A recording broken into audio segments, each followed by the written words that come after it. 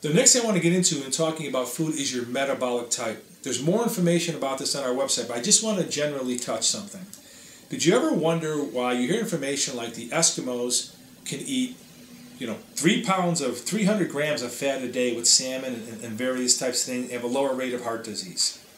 You have the Japanese who eat tons of rice and things like that, carbohydrates and starches, and yet they have a lower rate of heart disease. You look at tropical nations who live near the equator who eat tons of vegetables and beans, legumes, and things like that, and yet they have a low risk of heart disease. Metabolic typing says that you're either a protein type, a carbohydrate type, or a mixed type. Your type will be based on your ancestry and your geographic history.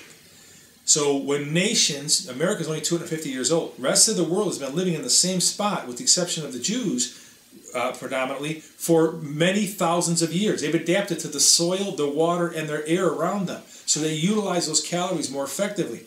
Well, here in the United States, we're relatively new to our environment. So your ancestry has a lot to do with it. If you are a protein type, your diet should have a higher concentration of protein and fat and a lower concentration of carbohydrates. And that's going to be about 60 or 70% of the population. If you live near the equator and have lived near the equator, you'll probably be more like a carbohydrate type, which says you'll do better with carbohydrates and lower moderate amount of protein and fat. Now, I can go on and on about metabolic typing, but I can tell you this. I'm absolutely convinced that we are meant to eat different types of diets based on our race, ancestry, and various things. And that what's good for Peter isn't good for Paul. What's good for a brother might be different than that for a sister. What's good for a husband might be different than that for a wife when it comes to the type of food that you should eat. Learn more about metabolic typing on our website. Here's another great tip as far as what food to eat. It's a real simple one. If God made it, eat it. If He didn't, then don't. Okay? God didn't make Twinkies. When your body is ingesting things that God did not create, the body that He created to digest the things He made is now being barraged with foreign matter that it has no clue of how to metabolize and digest and utilize for energy. Because a calorie is nothing more than a unit of energy.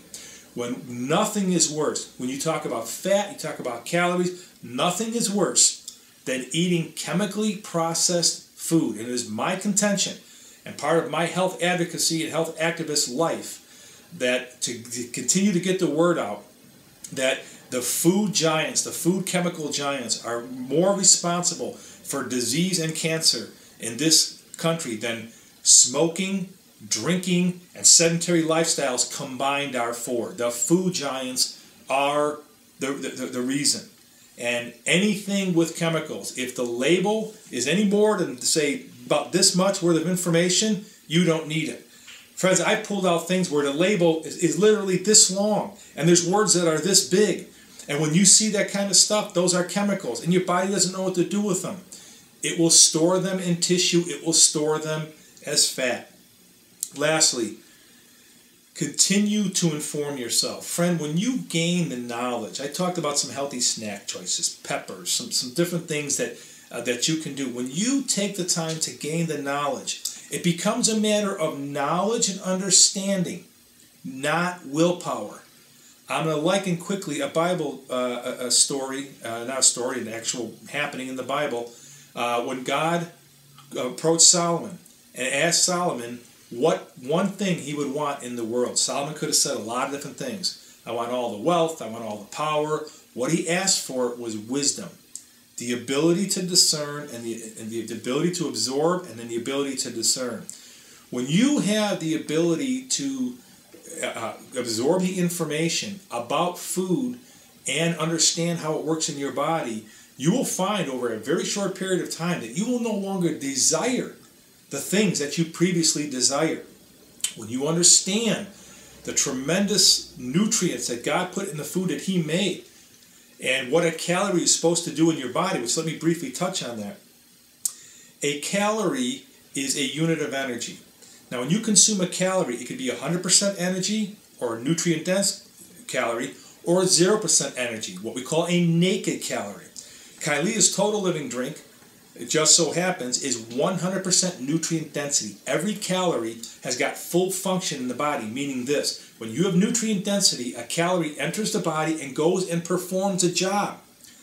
Enzymes help feed and nourish tissue and joints and bones and ligaments. It helps purify blood, feed organs and nourishment that they need. Naked calories immediately often turn to glucose in the bloodstream, increase your insulin levels from your pancreas, and produce havoc in your body.